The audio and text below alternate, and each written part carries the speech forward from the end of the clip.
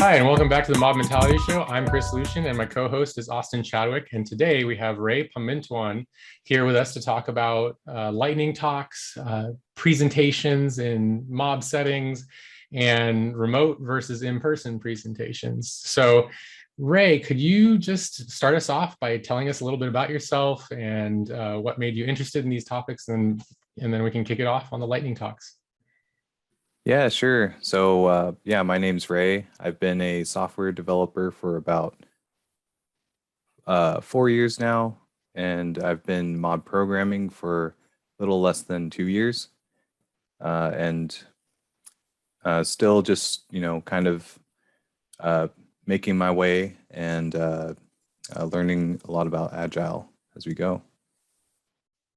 Great. Well, welcome to the show.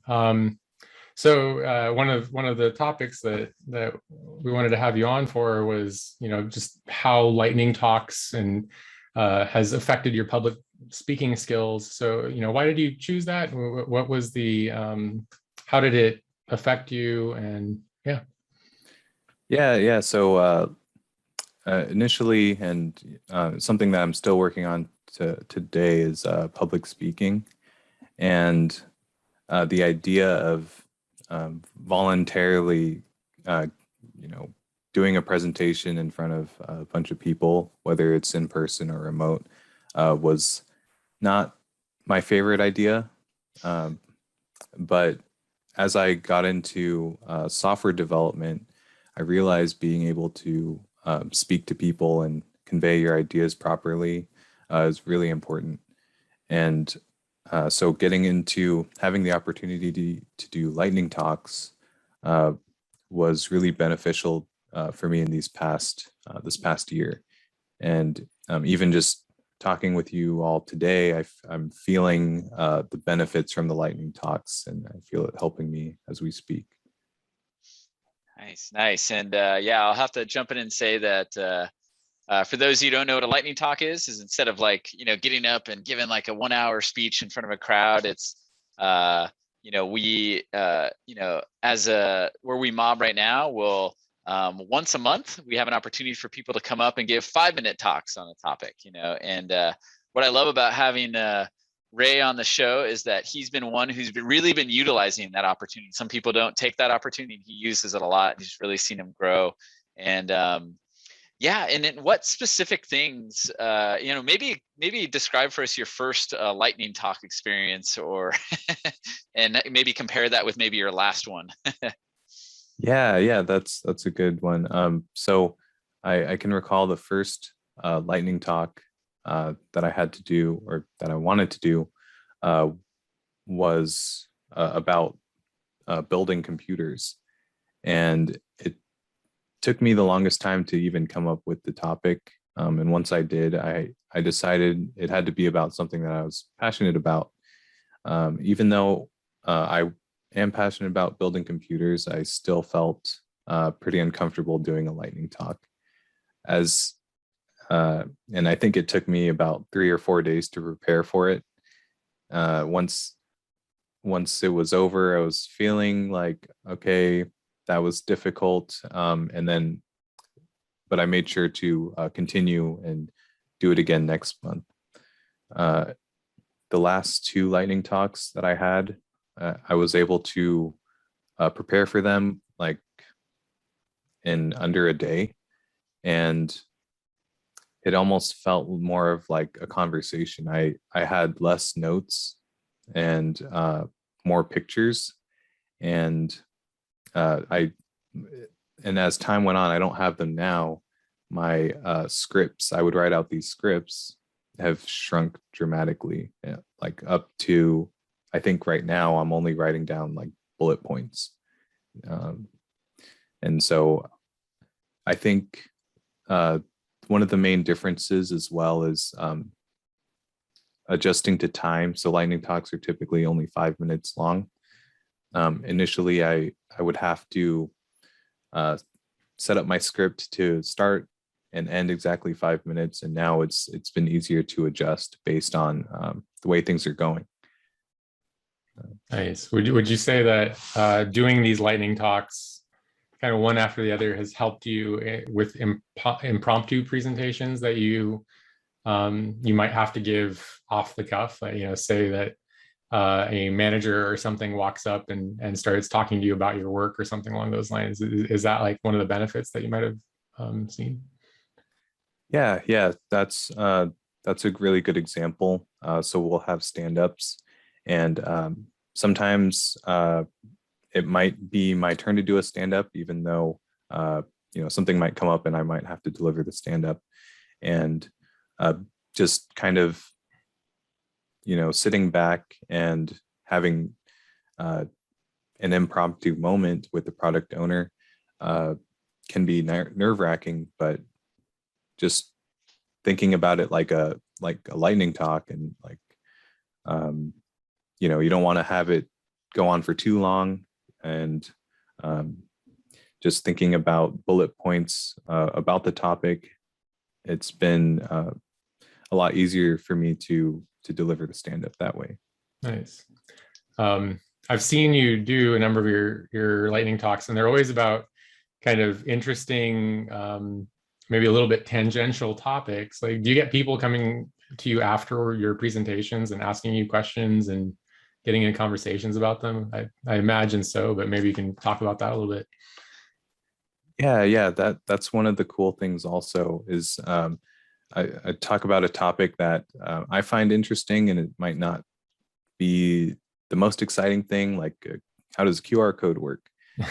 But after almost every lightning talk, I would get an email asking for the full slideshow deck, or like a follow-up question, and some cool feedback like that. And I'm happy to share it with anyone who asks.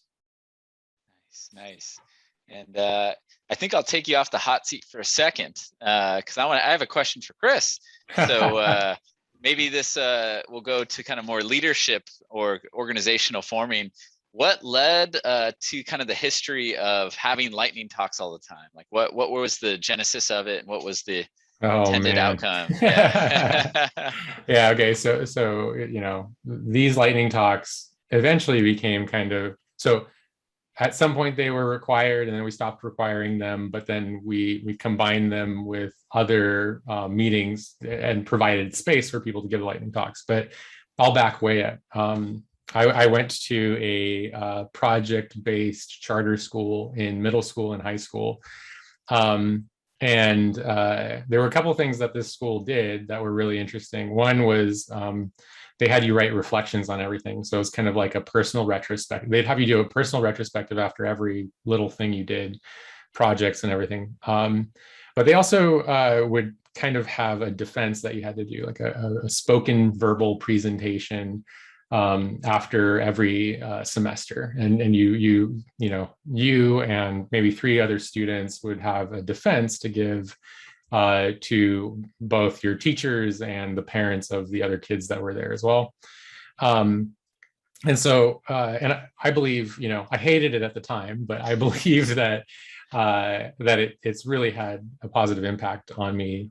So I've always thought that public speaking has been really important. And then I think the reflections that they had us write, quote unquote, they called them reflections then, but kind of these personal retrospectives also were really important, kind of to evaluate for yourself where you were. So that influenced this a little bit.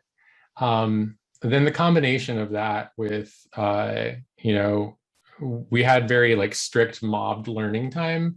But when we started scaling the team, having everybody learning the same thing all at the same time always was painful for some. And so we kind of distributed it a little bit and broke it up. And in that, I think that there were a lot of people wondering what other people were learning. And so then we tried doing lightning talks on these learnings to help circulate that.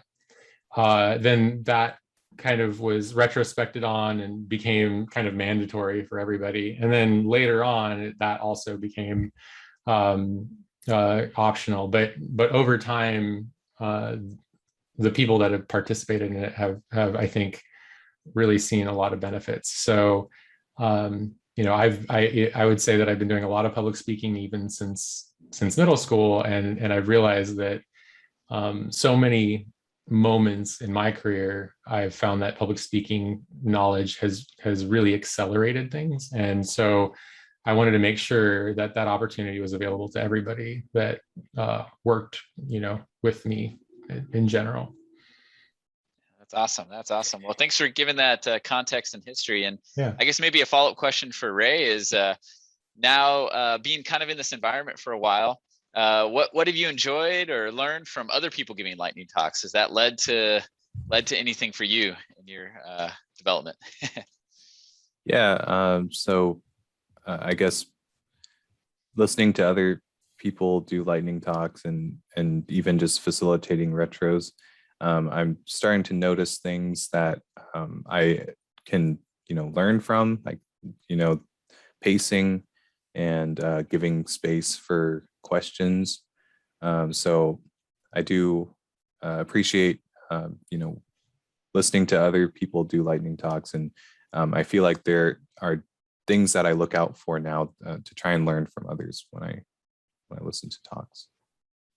Nice. That's awesome. That's awesome. Yeah. And I think I've really appreciated it, and appreciated the environment because it helps the diffusion of innovation, I think, right? Because if people are learning something and they're just keeping it to themselves or just to their team or to their mob, it's harder for it to spread. And when people share ideas, I've seen a lot of experiments, whether it's, how to TDD a database or to have, faster tests, or even about lightning talks themselves, a lightning talk about lightning talks. Those have been entertaining, or just something fun and entertaining.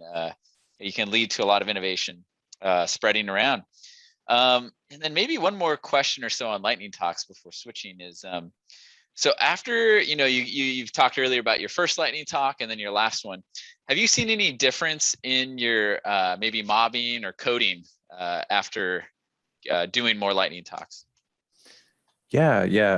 I feel like doing these lightning talks have definitely spread into a lot of aspects of, like, when I facilitate retros, I feel more comfortable doing that. And then mobbing in general, with like navigating, I can depict or, explain my ideas a little bit more fluidly. And almost like when I'm trying to navigate, I feel like I'm almost doing like kind of like a explanation of something, so I can kind of break it up into parts, and it helps me kind of organize my ideas a little bit better. If I need to explain something in a set amount of time in a clear fashion, it's helped me that way. Right. That's awesome. The earlier you talked about talking to the product owners as well. So this might be a good time to transition to mob presentations, monthly software updates, and product owner discussions. So, I think through the course of all of this, you've, as a software developer, you've had to be up in front of a lot of people and presenting different things. So maybe can you give us your thoughts on the different presentations that you give and how they affect you, and how you've gotten better over time? Sure. Yeah. And I'll start with my favorite one, the monthly software update. Yes. Yeah. So that one is probably one of the bigger presentations. It has upwards of like 50 people in it. And it's kind of, there's a lot less feedback, I would say, from that one, as most people have their cameras off. And so it's kind of like, even though you're not hearing anything, you kind of know that there's people. But in a sense,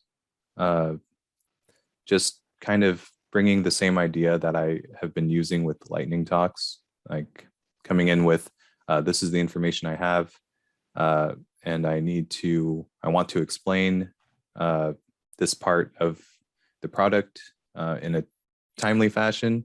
And also, I want to have good pacing with it as well. So there's these kind of core pieces from lightning talks that I carry, that I think about when I have to do these presentations, and it kind of goes into retros and the other ones as well. Yeah, and this is these monthly software updates are allowing for visibility to essentially anybody in the company who's interested in progress on software development to see those things. So, this is exposure to executives, exposure to people that don't work in software at all, mechanical engineers, things like that. Do you feel like difference in pressure, or do you kind of present them the same way? Have lightning talks helped you bridge the gap to presenting in front of executives? Like what's been your experience there? Oh yeah. And I feel like I can think about it as like, lightning talks are kind of like almost like the practice area, almost like a staging environment. And then the actual monthly software update is kind of like production, and where I would take, and in that case, I feel like there is more pressure during the monthly software update. But the things that I can rely on are, the basic ideas from the lightning talks. And that's, if I'm feeling like kind of overwhelmed, I'll just rely on those basic ideas of like, make sure your pacing is good, that you're speaking clearly, and focus on the bullet points and pieces of context rather than trying to remember a whole script. Yeah. Nice. And one thing I've noticed since we're kind of talking about presenting in kind of a mob context is something I've noticed from teams who mob and then they present, you start to see a lot of mobbing patterns seep into the presentation in a couple different ways. So one is I've noticed that it turns to be more collaborative presentation. So instead of like one person from a team of 12 talking for 5-10 minutes and demoing a product, you'll start to see teams like go on a rotation, like, okay, you demo this one and then I'll speak to this, and then someone else will demo this thing, and you kind of see almost like the mob timer going on there. And then I've also noticed that teams that have a larger size, they have a rotation board for who's up next to present. So everyone has an opportunity to present. You get to watch others do it.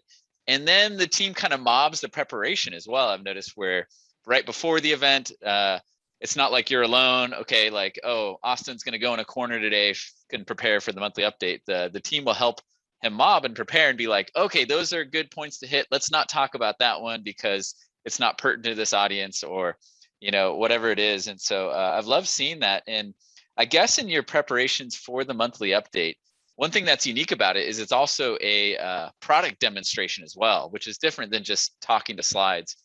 Is there anything that stands out to you that's unique that maybe you and your mob has done to prepare for a product demonstration? Right. Yeah. So I guess my experience would be coming from a larger team. And so typically there might be 3 of us to mob this monthly update, and we would mob the document as well. But this would also require us, because we would be speaking about the entire product, we would have to kind of gather information from the other teams, and just to make sure, okay, so this is what we want to share. Is that okay with you? And kind of make that check. And once we get that going, we can pretty much set up our presentation. And I think one of the cool things about it is usually the people who are presenting are from different teams within the larger team.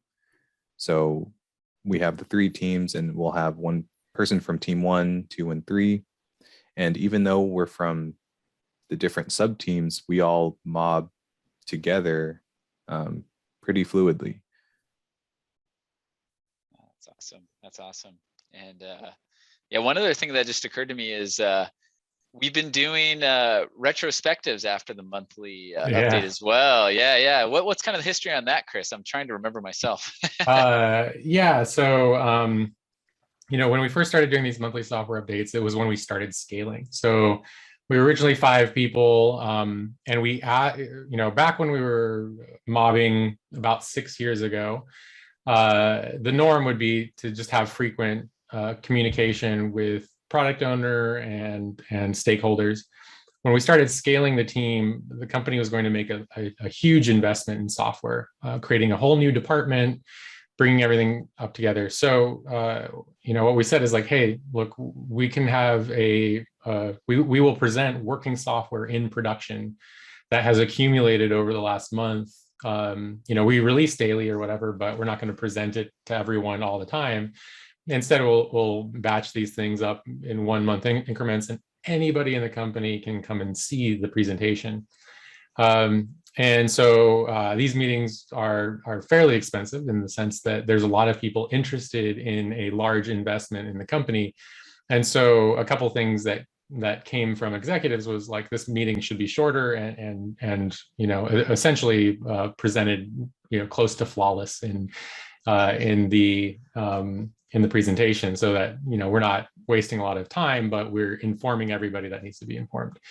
So gradually over time, we started kind of like a feedback cycle, and first iterations of that feedback cycle weren't that great, but then we started doing a lean coffee afterwards for just feedback between presenters, as well as others in the department that are there. I would purposefully go and seek out feedback for the people that seemed most concerned about these sort of things, and make sure that we have it in there. And so, I wasn't too worried about having perfect presentations, even though we were kind of asked to. Instead, I just wanted to have a feedback loop, so that if we did, find areas for improvement, that it got back to the person or the people in general that we needed to get them back to. So, these presentations ended up, at the moment, are working new software currently in production since last month, live demoed and spoken over by the presenters. And this is, to a fairly large audience in the context of the company, and again, to highest level executives. So it ended up, it was kind of like a high cost for a lot of recurring errors. But there's enough understanding there that if we just had a feedback loop in, and we weren't making repeat mistakes like over and over and over again, month after month, then people would be really happy with the meeting. And the feedback for the meeting had gotten better and better and better over time. And so, people are just really happy and impressed with it. But we still do this retrospective after each time to talk about how can we, improve the system, or rearrange it a little bit, to make the presentations even better, and it works really well. Nice. Yeah, I've enjoyed those retros afterwards, and were there any nuggets or things that you took away from those kind of after presentation retros, Ray?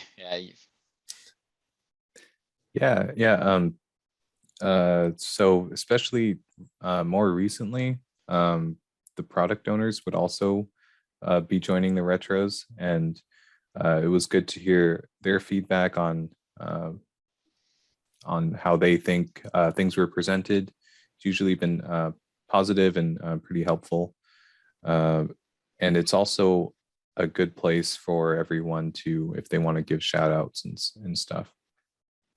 Yeah, definitely. Yeah, we do feedback, appreciations, and suggestions, or something along those lines. That's kind of a little bit of the format. Yeah, definitely. And I've really enjoyed it, because I've seen a few great things come from that after presentation retro. One, if you speak, it's really nice to get feedback, because sometimes you speak somewhere, whether it's a lightning talk or something, and then it's just kind of crickets, and you're just like, I hope I did okay. I hope, and so you kind of get that, confirmation and encouragement, and then also tweaks, and so I've seen, kind of how like lightning talks we were talking about earlier help the diffusion of innovation. I feel like these retrospectives after the presentation help good things spread around, because you might see one team present really well and doing things that maybe don't pick up on other teams. And then when you do these after presentation retrospectives, you see the other teams start to pick up on it. Like I saw practices for preparation and run through the demo once before you do it live, kind of thing in front of everybody. Some things might be obvious, but ways to reduce down to make I know that you're passionate about this, Chris, is making presentations lean, right? We want to, take up as much time as we should, but no more, fill it up with value and then out, A presentation can easily have the 7 deadly wastes in them, right? Yeah. So you can gold plate your presentation, you can have excess weighting in your presentation.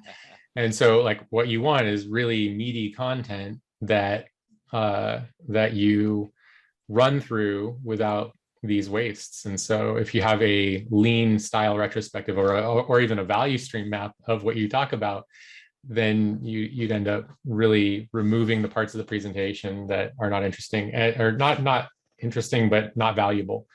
And so when you have a lean presentation like that, and the goal is to end ahead of time. Like we want to give people their time back unless the presentation is lean and longer.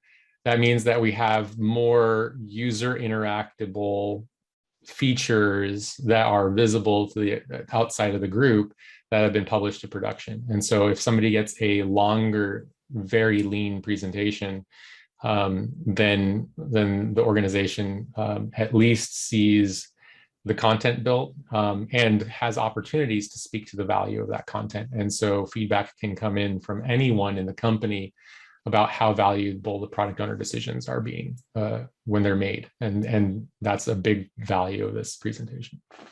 Yeah, definitely. And I think one thing, switching from a non-mob programming environment and doing demonstrations and presentations to one that was how much more peaceful it was to give the presentation, because before the code was way more buggy. So doing the demo was scary. And I don't know, Ray, if you've ever had that experience where it's like, you can't click that button and you have to go through these exact steps or else it's going to blow up. I mean, I've been in presentations before where it's unwinding in front of everybody. And then they're asking questions that I don't know how to answer. And it was awful. But nice things about mobbing in TDD is like, oh yeah, it'll work. There's not really much scare, not very scary. Well, with that, maybe we'll transition topics. So Ray, I like this topic you had here between remote versus in-person presentations. What are your thoughts here? So very, I think definitely have different pros and cons for both. And I guess by cons, I mean difficulties.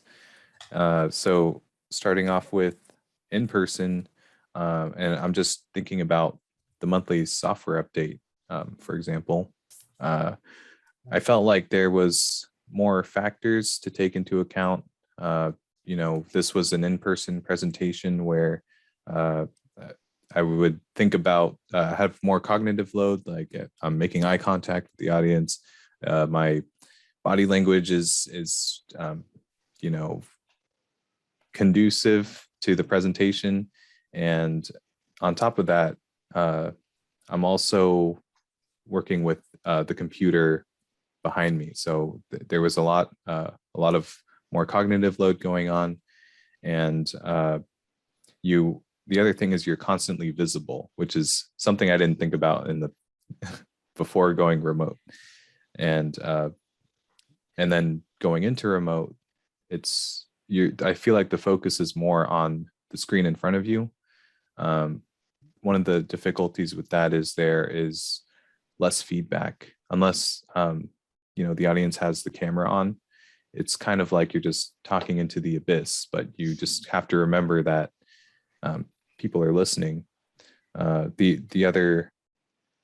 Another difficulty that might happen is like technical difficulties. If the internet on my side goes out, then I'm gone, as opposed to that happening in person. I'm still there and can finish the presentation. Yeah, definitely. I mean, I think it's in one sense, I think it is more difficult with technical difficulties, because if it's bad remote, it gets real bad.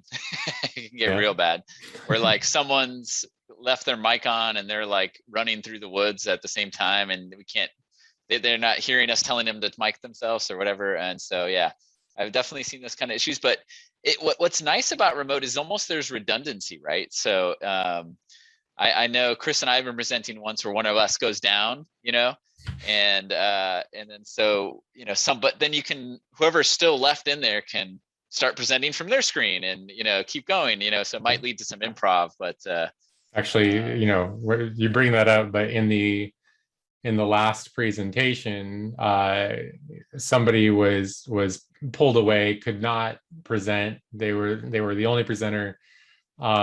We noticed that they weren't available, skipped to the next presentation, and in that time, their teammate, who also mobbed on those same things, picked up the presentation and delivered it, and it went very well. And there was essentially no, more or less no hiccup there, besides skipping to the next presenter and then going back to that other presenter. So that has happened in front of executives and has played out nicely. But also, like, in person, that person walking out the door would be like, why is that person walking out the door?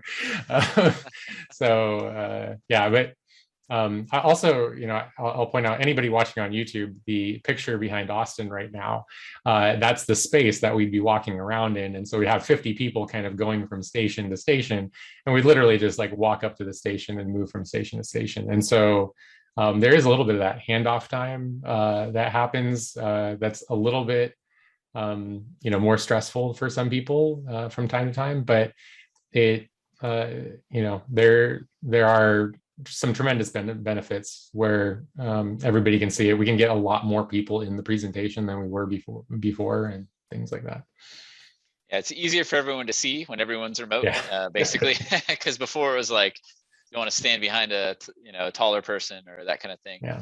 And I guess the harder thing that I think's been harder to replicate remote is kind of that serendipitous discussions that are happening right before, or the energy in the room. I was just recently having a conversation with a mobber, and he was saying that, yeah, remote mobbing works, but the energy in the room is harder to feel, and I think when you're speaking in front of an auditorium or a large amount of people, the maybe nervous energy and also the other kinds of energy, maybe where you feed off each other, is less there. And I think, inviting participation in the chat and those kind of things can help. And maybe those have benefits, but, I guess it's trade-offs one way or the other, but yeah. Any final thoughts, Ray, on remote versus in person before and maybe we close this one out? Yeah. That's a good point that you bring up about the energy. And I think a part of that is engagement also. Being in person, the people there are going to be listening unless they plug their ears. They're in the room listening. And versus remote, sometimes I can't tell if people are still there. Yeah. So that's kind of one of the last things that I think about also, in the difference of the two. Yeah. Yeah, definitely. Yeah, it's reminds me of I remember I have like this meetup thing with some friends, and when we first did it remote, when we switched from doing it in person to in remote, I said, oh, I'm starting up the Zoom in like this group thread we were in the chat, and I just looked for the GIF generators where you just like search for a GIF, and I just typed the word Zoom, and the first thing that came up was it was a kid sitting behind a facade that just looked like him. And so when the camera turned the angle, he was like playing video games or something like that. So yeah, so engagement is key. And I think that's probably an area we're still experimenting with. If I remember our last retros on these type presentations was, how do we keep engagement high with the audience? And so, so any, before we are starting to hit our time box, Ray, but before we close down the show, anything you want to share or plug with the audience? Yeah. So maybe in the future I'll have some plugs, but I just want to say, I want to encourage people to grow in public speaking and try it out. I think public speaking and doing lightning talks has really benefited me and helped me grow in software development. So I highly recommend it if it's not your strong suit. Yeah, definitely. Yeah, I definitely second that. I maybe need to look up the actual article, so I'm not sure if it's actually true, but I remember it was a survey on what do people fear more, and it was like, Yeah, you know, a death or list public of speaking. death or public speaking, and public speaking was higher on the list for people. And so, like Ray says, it's very scary, but the more you do it, the easier it gets, and maybe it never stops being scary completely, but it become more and more natural. Yeah. So please like and subscribe. We love your comments on what makes presenting easier for y'all, and on YouTube, Twitter, and more. And please share this episode with anybody who feel like maybe they would benefit from starting out to do public speaking, whether it's lightning talks or whatever, like Ray. And you want to share those great tips and tricks for getting started and keeping it going. Until next time, mob well and have a good one, everybody. Bye. Bye.